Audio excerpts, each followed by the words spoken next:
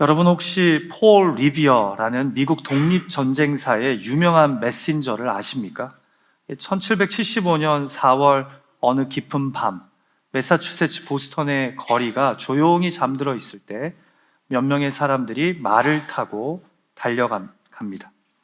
그들은 이 다가올 혁명의 서막을 알리기 위해 파견된 메신저들이었는데요. 이들의 임무는 영국군이 병력을 움직여서 식민지 민병대의 무기 저장소를 기습하려 한다는 이 긴급한 소식을 최대한 빨리, 최대한 멀리 퍼뜨려서 다가올 전쟁을 준비시키는 것이었습니다. 이때 리비어는요, 북서쪽으로, 또 윌리엄 도스라는 사람은 남쪽으로 각자의 길을 달렸는데요. 거의 같은 시각에 같은 메시지를 듣고 같은 속도로 말을 달렸습니다. 그런데 후에 역사가들은 이렇게 기록합니다. 리비어가 지나간 지역은 곧장 불이 붙은 듯 사람들이 깨어나 교회 종이 울리고 민병대가 무장을 하며 영국군과 싸울 준비를 했다고요. 그러나 반대로 윌리엄 도스가 지나간 지역은 조용했답니다. 소식은 잘 퍼지지 않았고 민병대가 늦게 모이거나 아예 동원되지 않은 마을도 있었답니다. 캐나다 출신의 저널리스트인 말콤 글래드웰은요, 그의 책 티핑 포인트에서 이 역사적 이야기를 소개하면서요, 사회적 유행이나 변화에는 특별한 소수의 역할이 매우 결정적이며 같은 소식이라도 누가 전달하느냐에 따라 결과가 달라진다고 말합니다. 폴 리비어와 윌리엄 도스가 같은 밤 같은 소식을 전했지만 리비어의 소식만이 티핑 포인트가 되어서 폭발적으로 퍼졌던 이유는 그가 커넥터, 곧 훌륭한 연결자였기 때문이라고 말합니다. 보스턴의 은세공업자였던 리비어는요, 이미 지역의 여러 단체와 긴밀하게 연결이 되어 많이 알려진 인물이었다고 합니다. 은세공업자 협회와 상인 단체, 또 여러 클럽과 모임을 통해 이미 자신의 네트워크가 이 매사추세츠 주 안에 잘 형성되어 있었다라는 거죠. 그래서 그가 지역을 돌며 이 긴급한 소식을 전할 때 어느 마을에서는 누굴 찾아가야 하는지, 또 누구에게 이 소식을 제일 먼저 알려야 잘 퍼질지를 다 알고 있었다는 겁니다. 한마디로 오늘날의 이 용어로 표현하자면 네트워크가 아주 좋은 사람이었다라는 거예요. 반대로 도스는요, 성실했지만 그런 연결자가 아니었다라는 거죠. 그래서 똑같이 말을 달리고 똑같이 사람들에게 소식을 전했지만 그것이 퍼져나가지 못한 겁니다. 여러분, 저는 오늘 말씀을 묵상하면서요, 말콤 글래드웰의 이 소수의 법칙에 나오는 커넥터가 생각났습니다. 왜냐하면 오늘 우리가 함께 고민할 예수님 앞으로 한 걸음 믿음의 발걸음을 내디딘 사람이요, 제가 볼 때는 사복음서에서 가장 유명한 커넥터이기 때문입니다. 오늘날의 말로 하자면 꽤 유명한 인플루언서라는 거죠. 그 사람이 누구입니까? 바로 예수님의 12제자 중 한 명이자 수제자 베드로의 형제인 안드레입니다. 자, 보세요. 오늘 본문인 이 요한복음 6장에서 안드레는 누구를 예수님에게 연결해요? 보리떡 5개와 물고기 2마리를 가진 한 소년을 연결합니다. 그리고 이 연결로 인해서요, 남자만 5,000명이 넘는 사람들이 풍족하게 먹고도 남는 놀라운 기적, 곧 티핑 포인트가 일어납니다. 다른 본문인 요한복음 12장에서는 또 누구를 예수님 앞으로 인도하는 커넥터, 곧 연결자가 됩니까? 절기를 맞아 예루살렘을 방문 중인 헬라인, 곧 이방인들을 예수님께로 연결합니다. 그리고 이 만남으로 인해 예수님의 십자가 구원이 이스라엘만을 위한 것이 아닌 모든 나라와 민족을 구원하기 위한 역사적인 사건, 곧 티핑 포인트가 될 것을 알립니다. 실로 대단한 커넥터 아닙니까? 자, 그런데 사실 이것뿐만이 아니에요. 요한복음 1장 40절과 41절에 보면 요한복음에서 처음으로 안드레가 나오거든요. 근데 여기서는 수제자 베드로를 처음 예수님에게로 연결한 사람으로 등장합니다. 그러니까 요한복음이 우리에게 알려주는 안드레는요, 다른 어떤 것보다 바로 연결을 잘하는 믿음의 사람이었다라는 거죠. 무엇을 잘한다고요? 연결을. 그래서 요즘 신학자들 중에는 이 요한복음의 안드레를 bridge disciple, 곧 다리 놓는 제자라고 부르기도 합니다. 너무 다리를 잘 놓으니까요. 잘 연결시키니까요. 자, 그런데 여러분, 우리가 요한복음에 기록된 안드레를 묵상할 때요, 사실 이 커넥터 못지않게 발견하게 되는 또 한 가지 중요한 사실이 있습니다. 사실 이 점이 저에게는 매우 큰 은혜가 되는데요, 바로 그가 그렇게 대단한 믿음의 사람이 아니었다는 겁니다. 별로 위로가 되지 않으세요? 저한테는 이게 큰 위로가 돼요.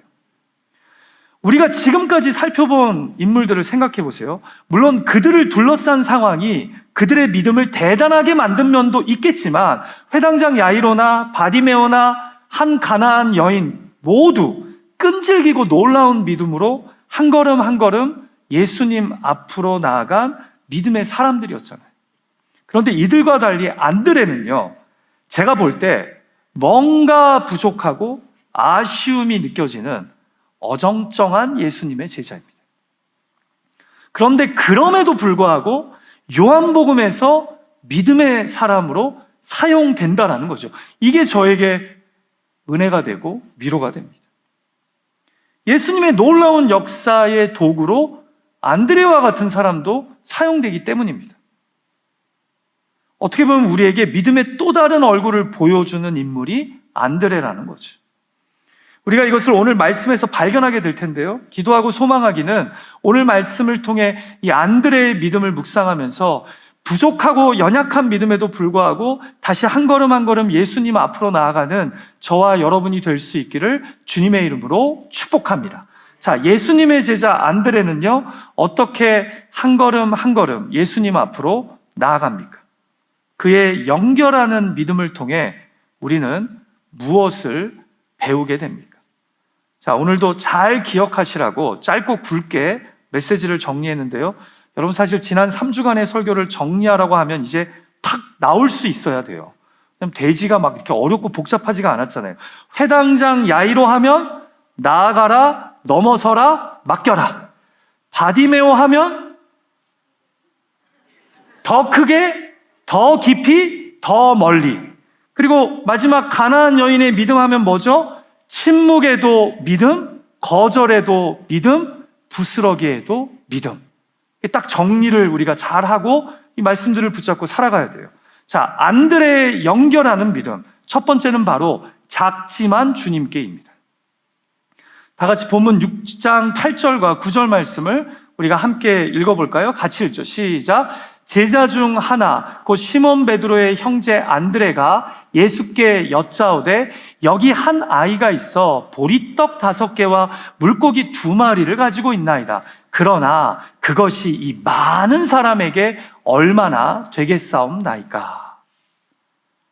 여러분, 저는 방금 읽은 말씀에서요, 안드레가 예수님 보러 모인 수천 명의 사람들을 어떻게든 먹이려고 보리떡 5개와 물고기 2마리 가진 한 아이를 예수님께 데려왔다는 것보다요, 그가 솔직하게 그런데 이 많은 사람들에게 이 작은 도시락이 얼마나 되겠냐고 이야기한 부분이 은혜가 됩니다.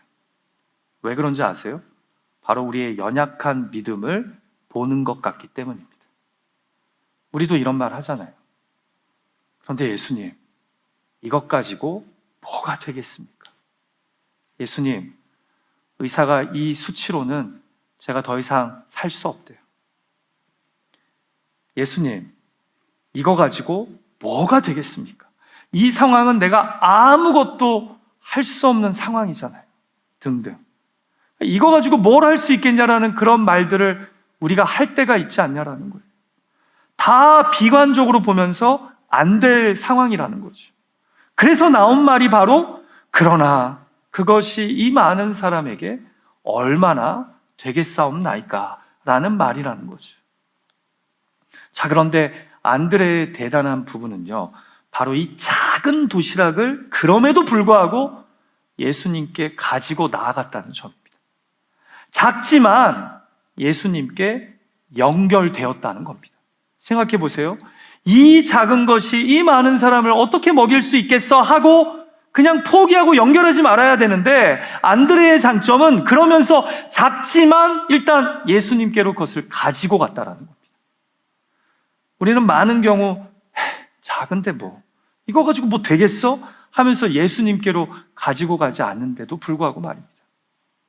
사랑하는 예배자 여러분, 저는 여기서 이런 생각을 하게 됩니다.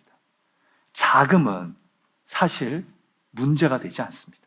중요한 건 작아도 그것을 크신 주님께 가지고 가는 겁니다.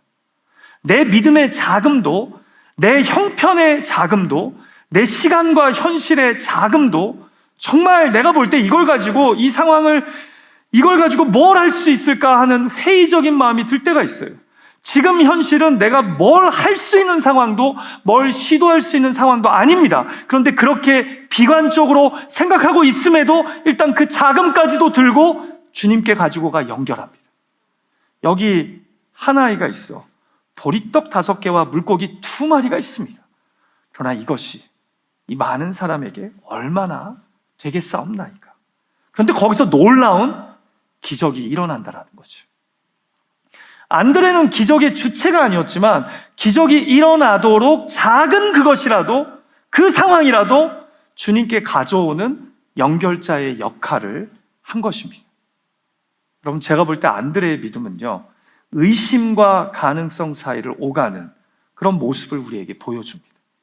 이 아이의 도시락이 매우 작다는 것, 그런데 모인 사람들은 많다는 것, 이것이 그로 하여금 그러나 이것이 이 많은 사람에게 얼마나 되겠습니까? 라는 합리적인 의심을 갖게 한 겁니다.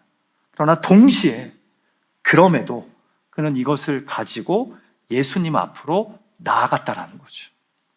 혹시 모를 가능성의 믿음을 가지고요.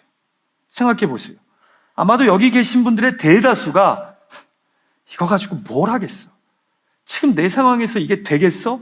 이건 끝났어. 안 돼! 하면서 다들 그냥 아이를 돌려보냈을 겁니다. 그런데 안드레는 의심하면서 회의적이면서도 일단 그 작은 것을, 그 초라한 상황과 나의 현실을 예수님 앞으로 그대로 가지고 갑니다.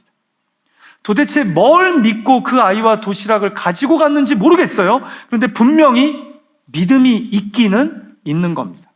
내가 보기에는 영 아니지만, 너무 작지만, 이미 너무 무너졌지만 주님이라면 이걸 가지고도 어떤 일을 이루실 수 있다라는 믿음을 갖고 그 아이를 예수님께로 연결했다는 거죠.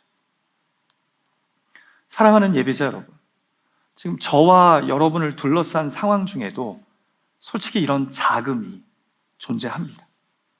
그래서 안드레처럼 의심하고 있는 분이 있을 겁니다. 그런데 그 자금까지도 일단은 주님께 가지고 가십시오. 작다고 내려놓지 말고, 이미 거의 끝났다고 포기하지 말고, 이걸 가지고 내가 도대체 뭘 하겠냐고 내려놓지 말고, 그 작은 것을, 그 작은 상황과 형편을 주님께로 가지고 가십시오. 그분 발 앞에 내려놓으십시오. 우리의 시간, 재능, 물질, 기도, 섬김도 매우 작은 것 같지만 내가 이런다고 달라지겠어 하지 마시고, 나라도 이것이라도 주님 발 앞에 드려질 때, 연결될 때 놀라운 기적의 씨앗이 될 수 있다는 겁니다. 여러분, 교회의 일꾼과 리더가 되는 재직의 부르심도 마찬가지죠. 나를 보면 작고 한심하죠. 그래서 이런 날 가지고 뭘 하시려는지 의심이 들면서 안드레처럼, 그러나 이것이 이 많은 사람에게 얼마나 도움이 되겠느냐 하는 마음이 들지만, 그럼에도 일단 안드레처럼 주님께 가지고 가십시오. 그리고 이 작은 것을 통해 크신 주님이 무슨 일을 하실지 한번 지켜보십시오. 그것이 바로 믿음입니다. 그리고 안드레가 작은 것이지만 주님께 가지고 가 연결하자 수천 명의 허기진 사람들이 풍성히 먹고 누리는 기적이 일어났다라는 거죠. 정호승 시인의 시집에 외로우니까 사람이다 라는 책이 있어요. 그 책에 오병이어 라는 제목의 시가 있습니다. 한번 들어보시죠. 소나기가 퍼부은 날이었다. 서울역 광장에 물고기 2마리가 떨어져 퍼득거렸다. 누가 놓고 갔는지 따뜻한 보리떡 5개도 바구니에 담겨 있었다. 낡은 비닐봉지처럼 이리저리 쏠리던 행여자들이 신발이 벗겨지는 줄도 모르고 우르르 달려들었다. 서울역은 그대로 밥상이 되었다. 햇볕은 뜨거웠으나 물고기는 줄지 않았다. 아무리 먹어도 보리떡은 줄지 않았다. 밤이 되자 서울역 시계탑에 걸린 배고픈 초승달도 길게 줄을 서서 떡과 물고기를 얻어먹었다. 밤 깊은 서울역 지하도 행여자 무료 급식소에 밤새도록 무지개가 떠서 아름다웠다. 이런 시를 읽고도 마음에 별 감흥이 없는 분들은 좀 상태가 심각한 거예요. 지금 시인은 무료 급식소의 모습을 그 성경 요한복음에 기록된 오병이의 기적처럼 바라보며 그날 밤이 어두웠지만 너무나 밝고 아름다웠다라고 고백하고 있는 겁니다. 보세요. 작지만 주님께 가지고 간 안드레. 그 작은 것이 그날 갈릴리 호숫가를 그대로 풍성한 밥상이 되게 했습니다. 누가 놓고 간지도 모르는 한 아이의 작은 도시락이 주님께 연결되자 아무리 먹어도 줄지 않는 밥상이 되어버린 겁니다. 서울역 지하도처럼 밤 깊은 갈릴리 호숫가에 밤새도록 무지개가 아름답게 떴던 겁니다. 잊지 마세요. 여러분, 하나님의 나라는요, 아주 작은 겨자씨와 같습니다. 가장 작은 씨앗이지만 자라면 큰 나무가 되어 새들이 깃들입니다. 안드레가 연결한 한 아이의 작은 떡과 물고기도 그랬습니다. 우리의 믿음도 그렇습니다. 작지만 주께 연결되는 페이스 포워드를 통해 주님은 우리가 생각하지도 못한 일을 이루실 수 있습니다. 믿음은요, 크지 않아도 됩니다. 나의 작음을 주께 드릴 때 기적은 시작될 수 있습니다. 믿음은 완벽해야 하는 것이 아니라 불완전해도 작고 연약해도 그것을 크신 주님께 내어놓고 연결하는 겁니다.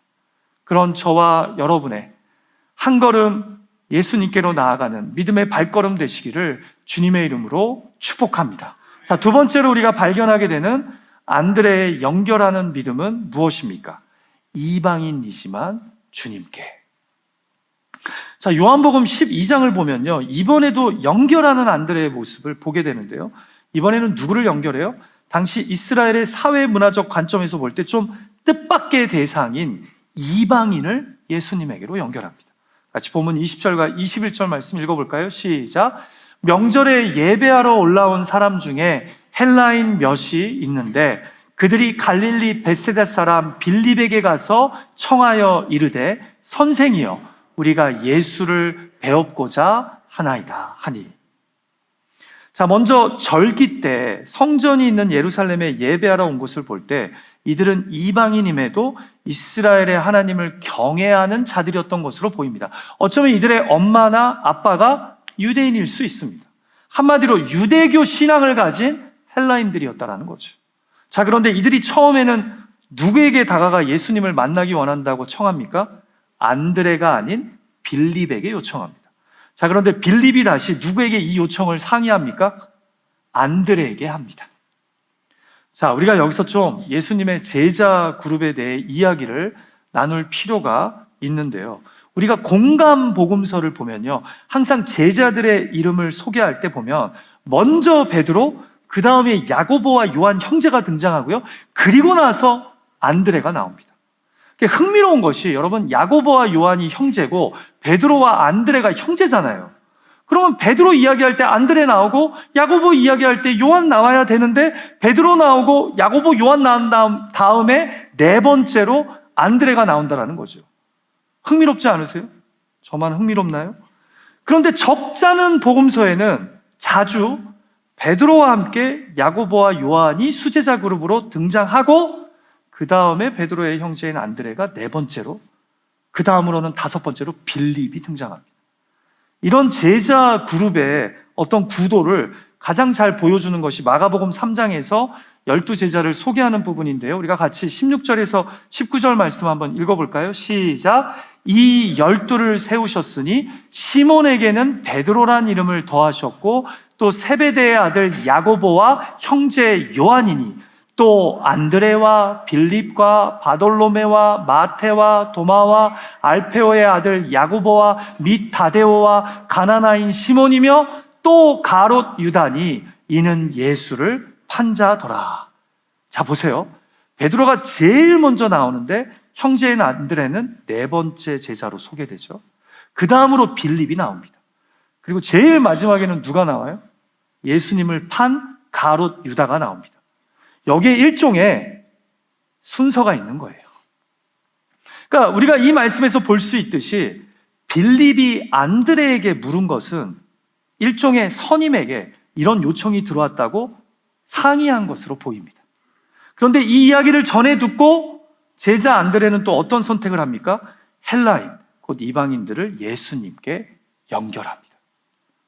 여러분, 이게 무엇을 의미하는지 좀 이해가 필요해요. 당시 정통 유대인들은 이방인들하고 어울렸습니까? 안 어울렸습니까? 안 어울렸어요. 유대 사회에서 이방인은요, 아웃사이더였습니다. 그래서 여러분들이 성전에 가시면 당시에 뜰 중에 이방인의 뜰이라고 불리우는 곳이 있었어요. 그건 뭐예요? 이방인은 성전에 가까이 와도 여기까지만 있으라는 거예요. 이 이상도 성전 안으로 가까이 다가갈 수 없다라는 거예요. 그래서 이방인의 뜰이라고 불리는 장소가 있었어요.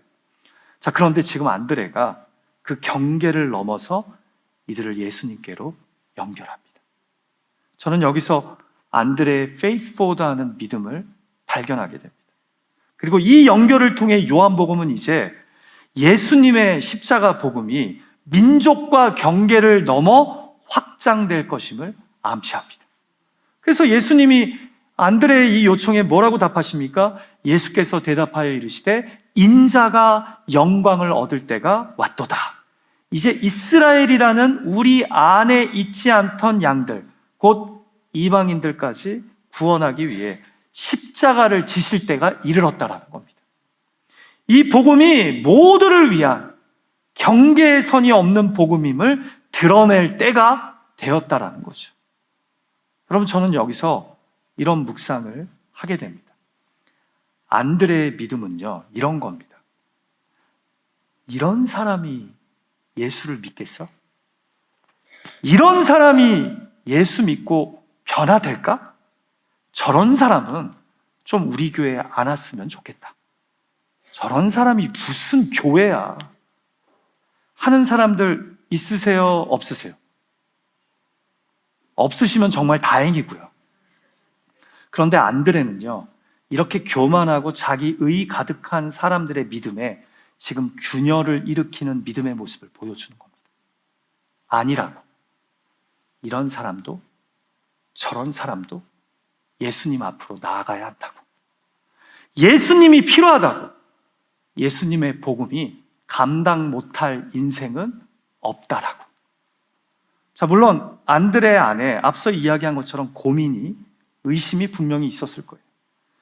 이렇게 하는 것이 과연 맞을까? 과연 저 사람들까지도 복음의 대상이 될 수 있을까? 사실 그래서 빌립도 안드레에게 문의를 한 거예요. 만약에 이방인을 예수님 앞에 데리고 가는 것이 하등의 문제가 없는 행위였다면 왜 선임인 안드레에게 물어봤겠습니까? 물어봤다는 것은 빌립도 이게 문제가 될 수 있다는 것을 알았다는 겁니다.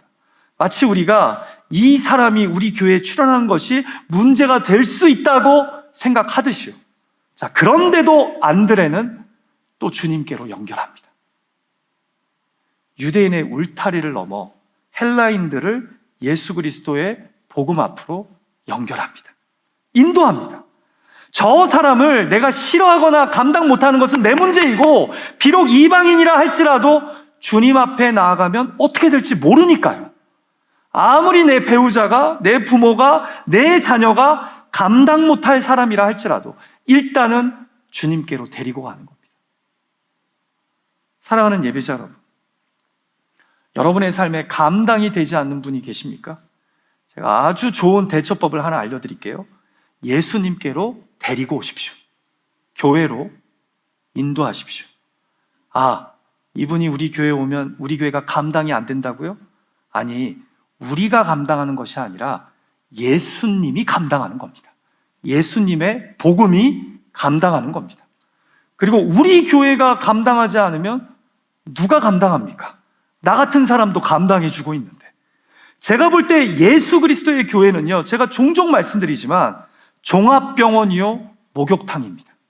그래서 아픈 사람들이 예수 그리스도의 복음 안에서 구원과 치유를 경험하는 곳이요, 때를 밀고 의롭고 깨끗한 삶으로 초대받는 곳입니다. 어디 가요? 교회 가요. 그래서 아픈 사람일수록, 때가 많은 사람일수록 와야 합니다.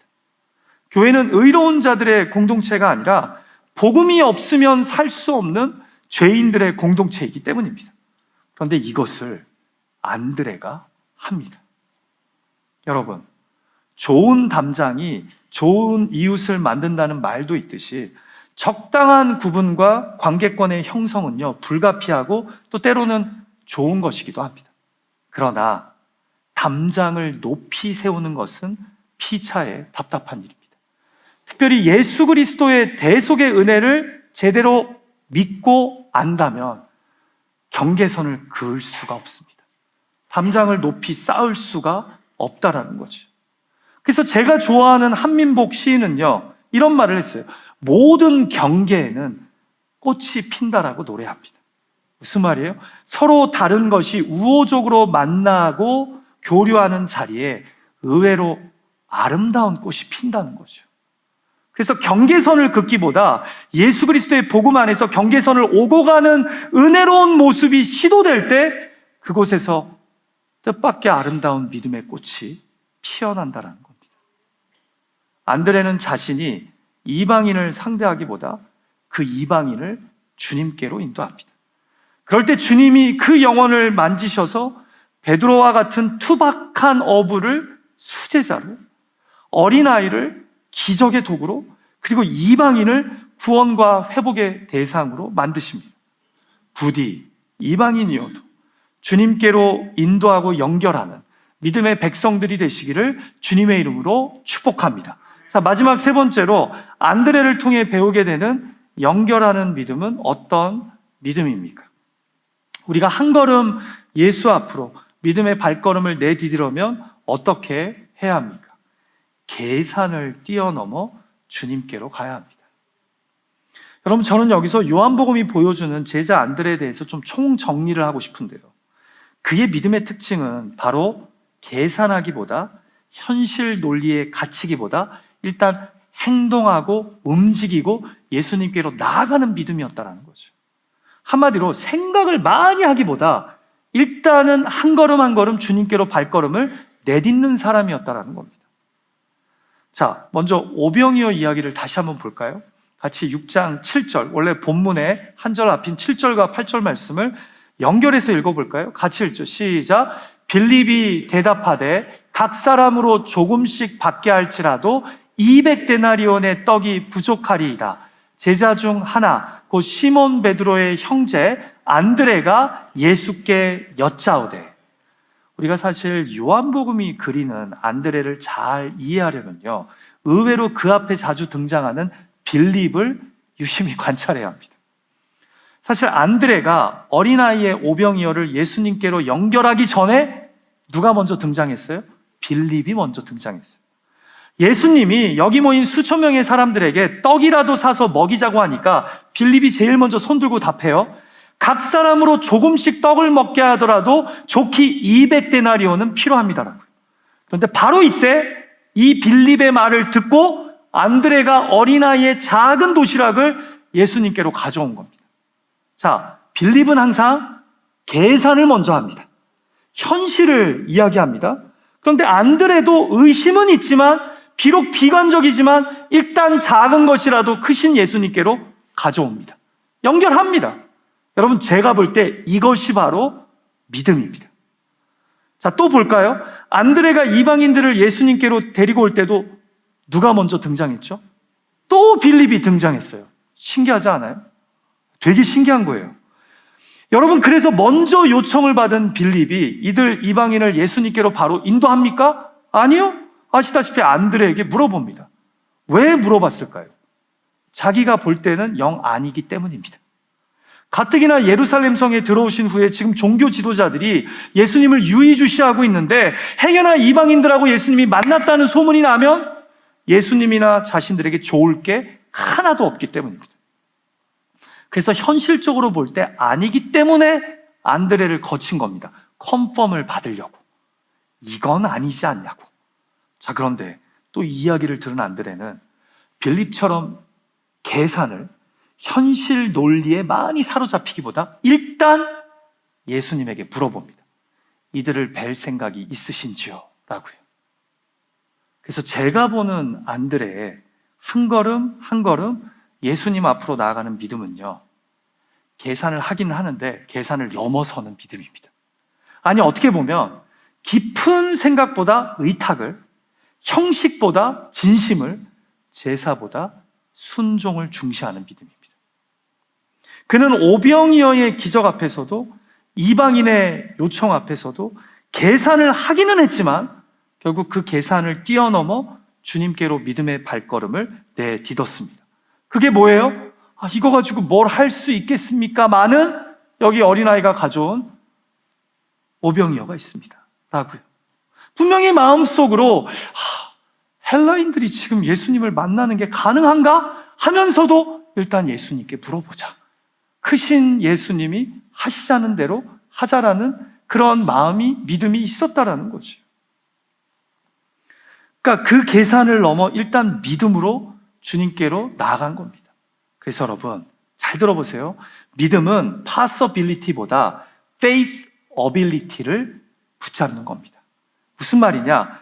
믿음은 가능성보다 주님을 믿는 믿음의 능력을 붙잡는 겁니다.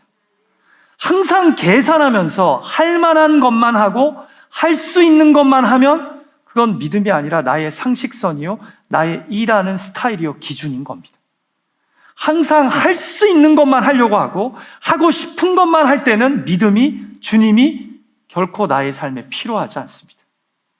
사랑하는 예배자 여러분, 솔직히 저와 여러분은 종종 믿음의 발걸음을 내딛기 전에 현실 계산에 갇힐 때가 많지 않습니까? 돈이 안 된다고, 시간이 안 된다고, 힘이 안 된다고 말하면서. 그러나 믿음은 사실 계산을 뛰어넘어, 내 감정을 뛰어넘어 계산 너머를 주님께 맡기는 겁니다. 그게 바로 믿음이라는 거죠. 말씀을 마칠까 합니다. 사랑하는 예배자 여러분, 안드레의 믿음은요, 크고 완벽한 믿음이 아니었습니다. 의심도 있었고 계산도 있었고 주인공이 아닌 사순이의 제자였습니다. 그러나 중요한 건 그의 믿음이 무엇이든지 누구든지 현실 논리를 뛰어넘어 주님께로 연결되었을 때 그가 놀라운 믿음의 도구가 되었다는 겁니다. 작지만 주님께, 이방인이지만 주님께, 계산을 뛰어넘어 주님께. 이것이 안드레의 믿음이었고, 주님은 그 믿음을 통해 결국 5,000명을 먹이셨고 복음을 전 세계로 확장시키셨습니다. 사랑하는 예배자 여러분, 오늘 우리의 믿음의 크기가 크지 않아도 괜찮습니다. 완벽하지 않아도 됩니다. 다만 우리의 그 작은 것, 우리의 연약함, 우리의 계산을 넘어 전능하신 주께로 연결되는 것이 중요합니다. 믿음은 크지 않아도, 완벽하지 않아도, 계산적으로 맞지 않아도 주께 연결될 때 전능하신 주님은 역사를 이루실 수 있는 줄 믿습니다. 그런 저와 여러분의 가정, 일터, 교회가 될 수 있기를 우리 주님의 이름으로 축복합니다.